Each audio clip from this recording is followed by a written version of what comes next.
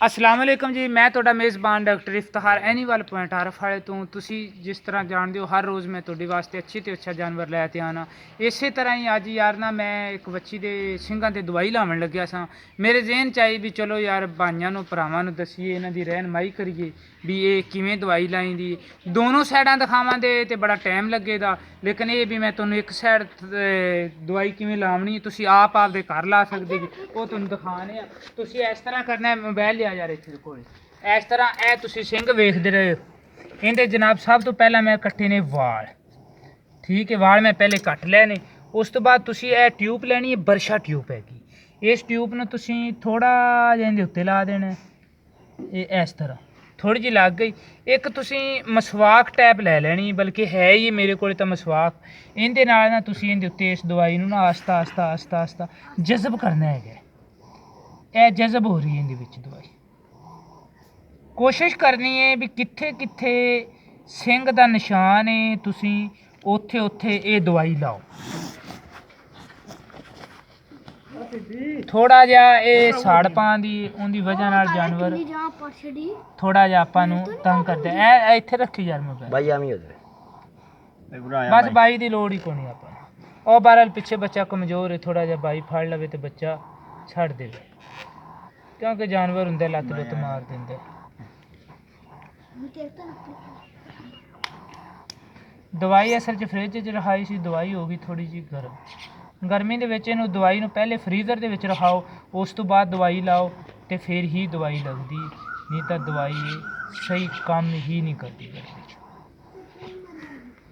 तुसीं दवाई इन्ना क मलना है इहनूं भी इहदे उत्ते एक सफेद, इहदे उत्ते थोड़ी जी जिल्द ਦਾ ਰੰਗ ਪੱਟ ਦੇਵੇ, ਥੱਲੋਂ ਸਫੈਦੀ ਜੀ ਨਿਕਲ ਆਉਂਦੀ ਹੈ।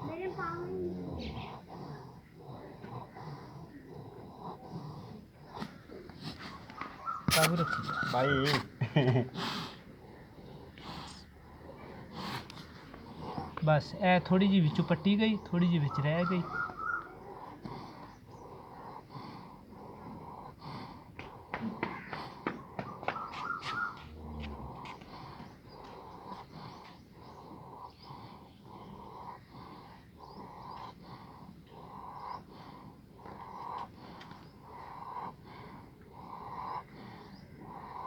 मेरी जेब च मोबाइल भी साइलेंट ते लग्या, रौला पाई खड़ा।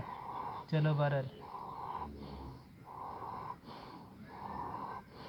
लो जी, ਇਹ ਸਿੰਘ जनाब तुसी देख रहे हो। अगे मेरा कैमरा मैं नेड़े करते विखावे तो बिल्कुल ਇਹ ਤੁਸੀਂ ਨਾ ਇਸ ਤਰ੍ਹਾਂ ਦੀ ਜਿਲਦ ਵਿੱਚੋਂ ਕੱਢ ਦੇਣੀ।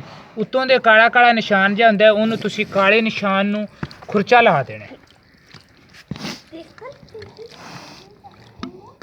ਇਹ ਜਨਾਬ ਇਹਦੇ ਤੁਸੀਂ ਕਾਲਾ ਨਿਸ਼ਾਨ ਦੇਖਿਆ ਜੀ।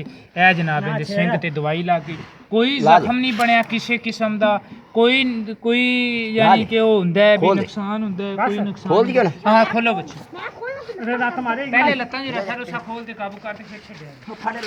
ਇਹ ਜਨਾਬ ਤੁਸੀਂ ਵੇਖ ਰਹੇ ਹੋ ਖੋਲ ਦੇ ਐਨੀਮਲ ਪੁਆਇੰਟ ਆਰਫ ਵਾਲੇ ਤੋਂ। ਜਨਾਬ ਮੈਂ ਆਖਿਆ ਵੀ ਅੱਜ ਇਹਨਾਂ ਨੂੰ ਭਰਾਵਾਂ ਨੂੰ ਇਹ ਦਿਖਾ ਦਈਏ। ਤੁਸੀਂ ਨਿਸ਼ਾਨ ਦੇਖ ਰਹੇ ਹੋ ਇਸ ਤਰ੍ਹਾਂ ਦੇ ਉੱਤੇ ਨਾ ਕਿੱਥੇ ਕਾਲਾ ਨਿਸ਼ਾਨ ਹੋਵੇ ਨਾ, ਕਿੱਥੇ ਸਿੰਘ ਬਣਾਉਣਾ ਹੋਵੇ, ਉਸ ਥਾਂ ਦੇ ਉੱਤੇ ਦਵਾਈ ਲਾ ਤੇ ਉਹਨੂੰ ਖੁਰਜ ਦੇ ਵਿੱਚੋਂ ਸਫੈਦ ਕੱਢ ਦੇਣੇ। ਲੇਕਿਨ ਤੁਸੀਂ ਜ਼ਖਮ ਨਹੀਂ ਕਰਨਾ ਹੈ। ਤੁਸੀਂ ਵੇਖੋ ਕਿਸੇ ਪਾਸੇ ਕੋਈ ਜ਼ਖਮ ਨਹੀਂ ਹੈਗਾ। ਉਠਾਓ ਇਹ ਦੋ ਪਾਸੋਂ ਦੀ ਦਵਾਈ, ਦੂਜਾ ਪਾਸਾ ਵੀ ਵਿਖਾਵੀਂ ਯਾਰ, ਫੜੀਏ। ਇਹ ਵੇਖੋ ਇਸ ਪਾਸੇ ਅਸੀਂ ਇਹਦੇ ਪਹਿਲੇ ਸਾਲ ਲਈ ਸੀ ਤੁਹਾਡੇ ਵੀਡੀਓ ਬਣਾਉਣ ਤੋਂ। ਇਹ ਦਵਾਈ ਇਹਦੇ ਮੈਂ ਹੁਣ ਲਾਈ। ਲਓ ਜੀ, ਇਹ ਨਾ ਇਹ ਆਪਦੀ ਕਿੰਨੀ ਜ਼ਿੰਦਗੀ ਗੁਜ਼ਾਰੇ ਦੀ ਨਾ ਵੱਛੀ ਹੈਗੀ ਫਰੀਜ਼ਨ ਦੀ, ਤੇ ਇਹ ਜਨਾਬ ਕੋਨੀ ਰਵੇ ਦੀ। ਤੇ ਤੁਸੀਂ ਇਹ ਬਰਸ਼ਾ ਟਿਊਬ ਹੈਗੀ ਏ, ਇਹ ਬਰਸ਼ਾ ਟਿਊਬ ਹੈਗੀ ਏ, ਤੁਹਾਨੂੰ ਨਜ਼ਰ ਆ ਰਹੀ ਹੈ ਬਰਸ਼ਾ। ਇਹ ਤਕਰੀਬਨ ਆਉਂਦੀ ਏ 120-30 ਰੁਪਏ ਦੀ। ਲੇਕਿਨ ਇਹਦੇ ਲਾਉਣ ਦਾ ਤਰੀਕੇਕਾਰ ਇਹ ਹੈਗਾ ਵੀ ਤੁਸੀਂ ਕਿੱਥੇ ਨਿਸ਼ਾਨ ਇਹਨਾਂ ਕੋਸ਼ਿਸ਼ ਕਰਨੀ ਉੱਥੇ ਹੀ ਲਾਉਣੀ, ਆਸੇ ਪਾਸੇ ਲਾ ਦੇਈਏ ਤੇ ਉਹ ਥੋੜਾ ਜਿਹਾ ਨਾ ਕੀ ਹੁੰਦਾ ਹੈਗਾ ਵੀ ਉਹ ਜ਼ਖਮ ਕਰ ਦਿੰਦੀ। ਕੋਲੇ ਤੁਸੀਂ ਪੁਰਾਣਾ ਕੱਪੜਾ ਰੱਖ ਲੈਣਾ ਤੇ ਉਹ ਜਨਾਬ ਅਸੀਂ ਹੁਣ ਜਨਾਬ ਵੱਛੀ ਨੰਬਰ 2 ਦੇ ਸਿੰਘਾਂ ਨੂੰ ਦਵਾਈ ਲਾਉਣੇ ਆ। ਤੇ ਪਾਕਿਸਤਾਨ ਜ਼ਿੰਦਾਬਾਦ।